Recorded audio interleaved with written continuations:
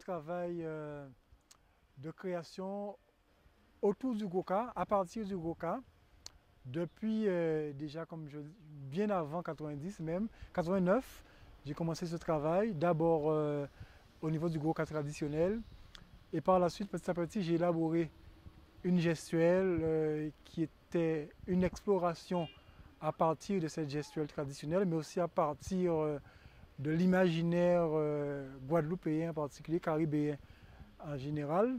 Donc j'ai élaboré une gestuelle que j'appelle la danse Agubaka. Donc c'est une gestuelle que je dirais d'aujourd'hui, c'est-à-dire plus contemporaine, de recherche, où je pars de cette gestuelle traditionnelle qui est le Goka, pour aboutir à une forme plus personnelle, une recherche qui détourne un peu toute cette gestuelle pour arriver à une autre expression que j'ai appelée Agubaka.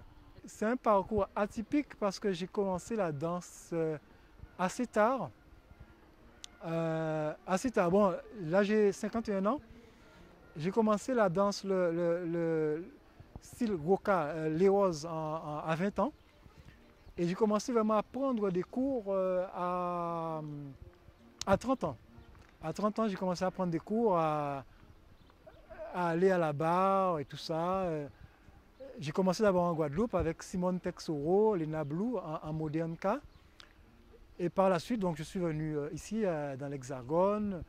Je me souviens que bon, quand j'ai dit à une professeure de classique que je souhaitais prendre des cours, elle m'a demandé mon âge, et quand je lui ai dit 30 ans, elle m'a dit mais non, mais c'est pas possible, c'est l'âge de la retraite. Et loin de me décourager, ça m'a donné beaucoup de force, et je me suis dit, si je suis sûr que ce n'est pas l'âge de la retraite, et je vais lui prouver que je peux danser. Et là j'ai 51 ans, je danse toujours, et voilà, donc ça demande quand même de prendre soin de son corps. Parce que généralement, les gens se demandent qu'est-ce qu'il faut comprendre dans la danse.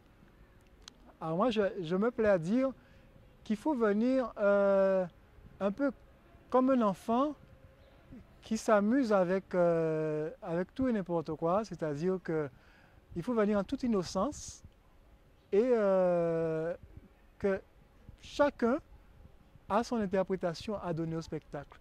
Bon, moi, je suis parti d'une idée, mais pour moi, la création, le propre de la création, c'est que c'est un va-et-vient entre l'auteur, le chorégraphe et les spectateurs. C'est-à-dire que il peut y avoir 1000 personnes, 1000 interprétations. Et c'est ça qui est intéressant. Et donc je demande à chacun d'être juste là, à l'écoute des images. Il y en a à qui ça va évoquer des images propres par leur vécu. Oui, je signale aussi que même si ça part d'un vécu qui est vraiment guadeloupéen, j'ai eu la surprise et le bonheur aussi de constater que ça parlait aussi à des gens qui n'avaient pas cette culture en commun, en partage avec nous. On a dansé une partie de cette pièce Parolako Parolaka à Budapest et j'ai eu la surprise de voir quelqu'un du public me faire tout un discours sur ce solo. Donc je dis que c'est vraiment, il faut prendre ça avec son âme. C'est une parole vraiment de cœur à cœur que je donne. Je tiens à cette démarche de cœur à cœur. Pourquoi? Parce que la danse pour moi, ce n'est pas juste un étalage de virtuosité, c'est surtout une parole de l'âme. Donc voilà, donc écoute, réception, accueil, et voilà, et tout le monde a son mot, tout le monde a son interprétation.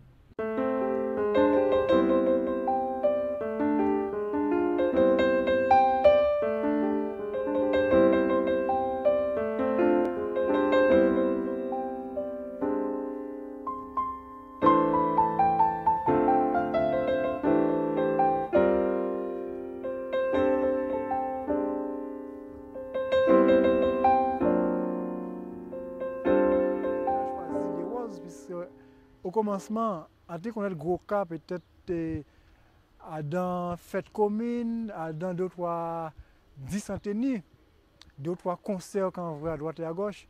Mais là, on a découvert les roses, on a découvert des grands maîtres comme Christine Aigle.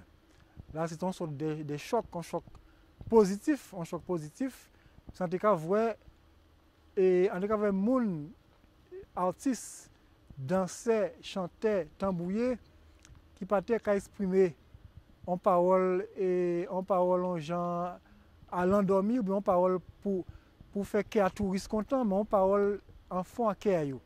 Et c'est le premier bitin qui touche moi, c'est ces paroles-là, ça. Qui veut dire, c'est le monde qui te peut exprimer l'amour, qui te peut exprimer et contentement, qui te peut exprimer révolte, gaoulé, toutes sortes d'expressions. Pas un seul modèle d'expression dans les roses là, c'est ça, c'est force là, ça qui touche moi. Et là, on voit ça, on entend ça, on dit ah, c'est là Bikanye.